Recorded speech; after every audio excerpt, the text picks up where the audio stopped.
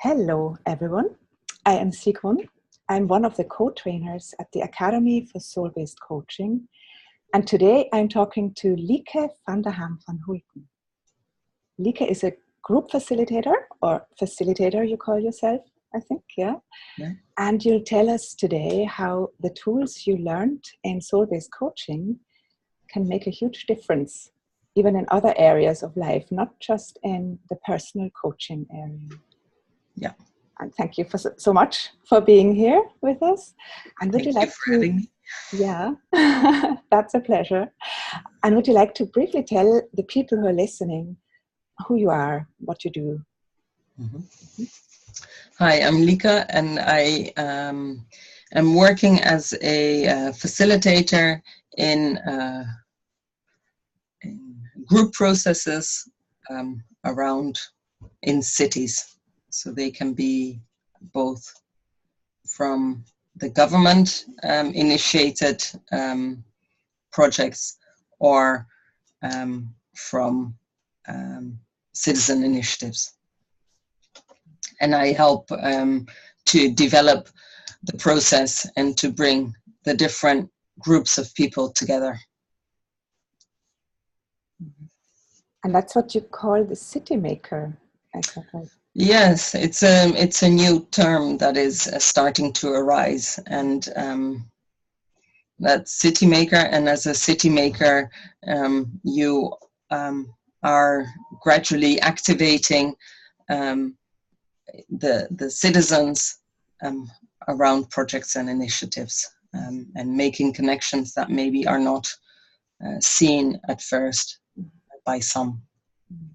Yeah. Mm-hmm. And there you, in this role, you talk to people a lot. Mm-hmm. I take it. Yeah. Yes. Yeah. Yeah. And you finished the program for soul-based coaching lately. Yeah. And now you actually learned to, or started to use the tools that you learned there in this role as a city maker, or in facilitating groups. Yeah. And what tools are particularly useful for you now in this role? Yeah, I think there's 3 tools that are really useful for me to use. The first is the clean language, the questions, to ask questions to people without to not have a prejudice in your questions, to not assume things, but to be open and to see what arises when you're trying to define the words they choose to use. And I see this tool as really useful for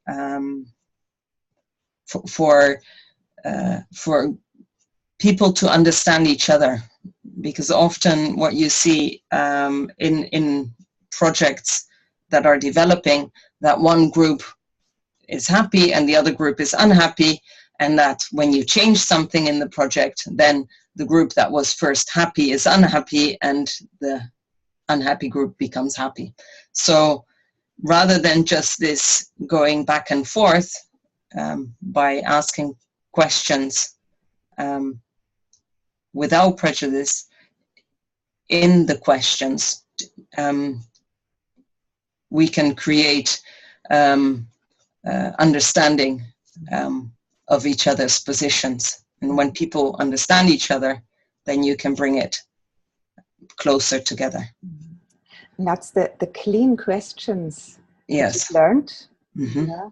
And can you say a little bit more about how these clean questions are different from our general trying to create understanding for the other person? Can you do that? Sorry. That happens too. I will put it on. An example of how it can, I think, what makes the clean language special is that when, let me see if I have an example. someone may say something like, I don't want that road in my backyard. And then, so that's a statement, but we really don't know why they don't want that road in the back road. I can imagine why that person doesn't want the road in their backyard. You may imagine it as well, but we don't know their real reason. And with clean language, you're able to ask questions about, okay, what kind of road are you thinking of? So you can really make it much more specific to what this statement actually means. And it's the questions where you're saying, rather than saying, what kind of road is that? You're really asking, what kind of road is that road? Or so we're asking much deeper about anything that that person might say about the road. And by bringing that into the arena of conversation with other groups of people, you can start sharing the images people have of the words that we're using, because those images are different for everyone. And that sharing amongst each other, I think there comes another tool that we use in soul-based coaching that comes into the picture, which is the holding space. Yes. Yeah. And how does that work in your facilitation of groups? Yes, and I think the holding space is the second item that I think is a really useful tool, where we are so much used to talking, and we are losing, or we have to teach children and ourselves again to listen to each other, and to just be there and to receive what the other is experiencing, or what they are living, and not to judge what they are saying. It is their experience, and it's their own experience that is not the same as my experience. And I think that holding space when you are discussing a project or initiative, which maybe have plus and minuses for each individual, it's important to listen to each other's perspectives, and to really hear the other, what they are saying. And I think holding space is ideal for that. Because when you say to really hear what the other is saying, that's different from listening, isn't it? Yes. Yeah. Yes. And we normally think, yeah, I'm listening, I'm really listening, but not hearing. Yes. Yeah. Yeah. And that's the difference. And that by really consciously holding space for the other without judgment, and that's what we do as well for people who don't know soul-based coaching yet. This is what we do in soul-based coaching in a one-on-one setting. It's this complete holding space of listening, hearing what the other says, and really reacting to that again with a clean question. Yes. So without any judgment, without any trying to make the other think differently or whatever. Not at all. It's just this, I hear you, and then I want to know more. And that's the clean question. I want to know more about what you think or feel. Yeah. And you use that method in a group setting, which is, I find, amazing. Yeah. Yes. Not always easy, I'm sure. No, and it's not always. I don't always name it as holding space. So it's more in the using the tools and setting the scene for the people to use it without saying, okay, we're going to hold space now for each other. Of course. That would be weird, I guess. Yes. Yeah. Yeah, it depends on the settings. I mean, in some groups you can start using it where you know each other better. In a group that is just starting up or that is meeting each other, then I wouldn't specifically name it, but I would be encouraging people to share more of their experiences. Yeah. Yeah. And that's the holding space. Mm. And you were saying there are 3 of the Yes. tools that are particularly important for you, which is the third one. Yeah, the third one is the working with the the desired outcome and the metaphor combined, actually. So what is it exactly? What are we going for? What do we want to realize? And to really imagine this target of what we want to realize. And there, I think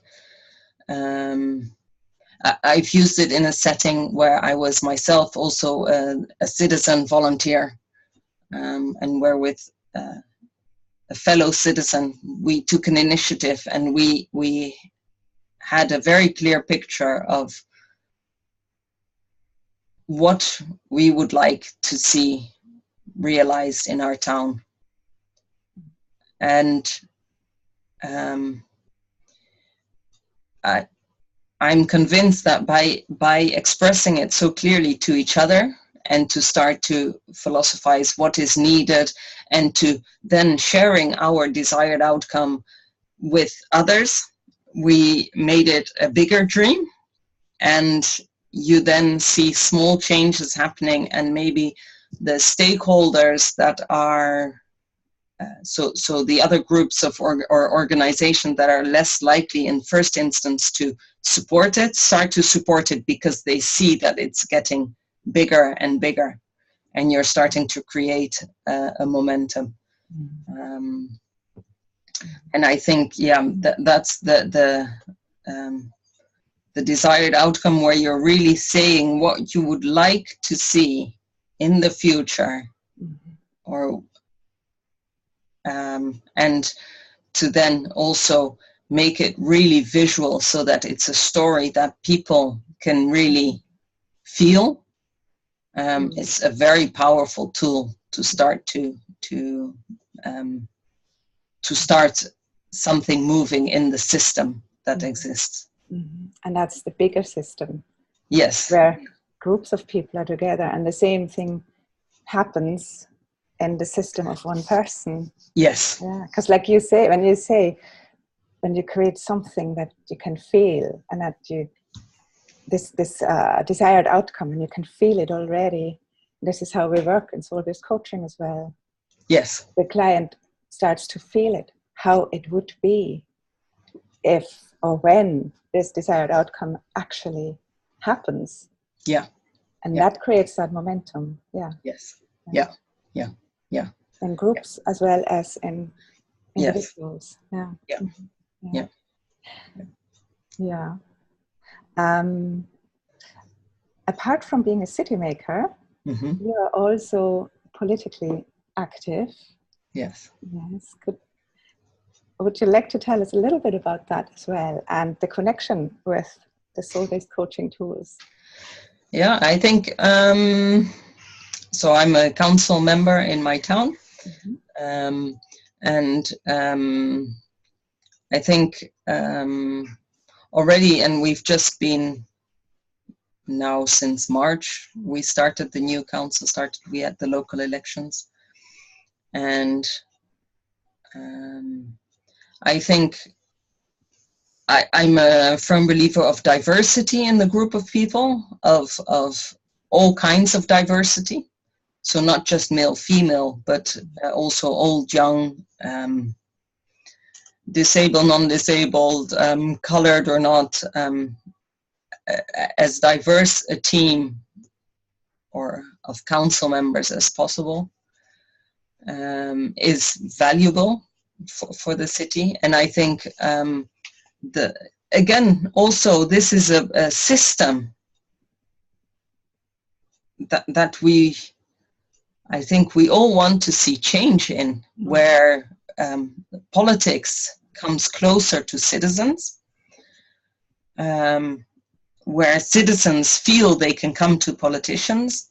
And here as well, I think that the same three tools of soul-based coaching, the type of questions we ask, how are we looking at what is going on in our town, and the type of questions we ask to be open, to be non-judgmental of what we see happen in the different neighborhoods is very important.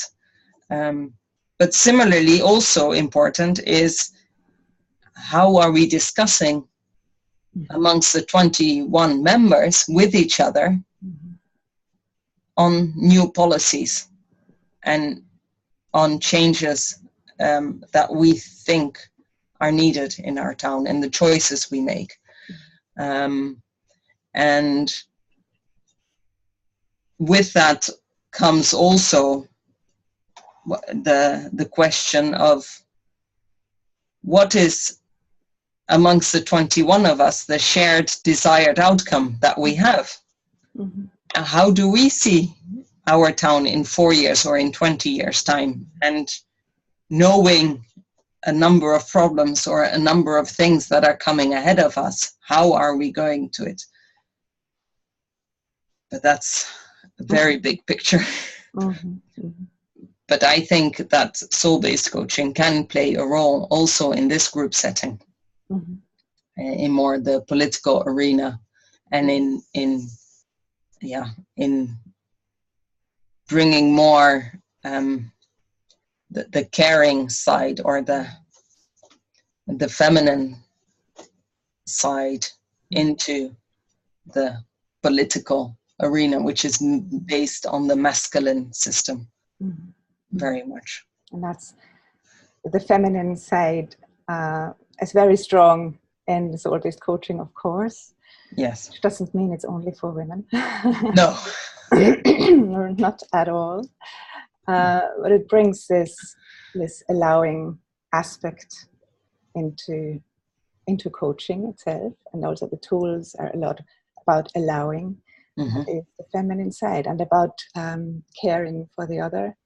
Yes. Even if in politics there would be, of course, even if there is somebody has a totally opposite opinion to you, because trying to stay unjudgmental, as you said, just not being judgmental, it gets us closer to the truth and closer together into connection, I think, as well. Yes. Again, between individuals as well as groups. I was thinking just now as well, it's not just the unjudgmental, it's also the choice of words that the one person might use when used by someone else might mean something different. Even though they speak the same words, the meaning behind it is different. And there again, I think that by asking more about what do you mean exactly, or what is exactly the words that you're using and why are you using these words? What kind of road is that road? Yes.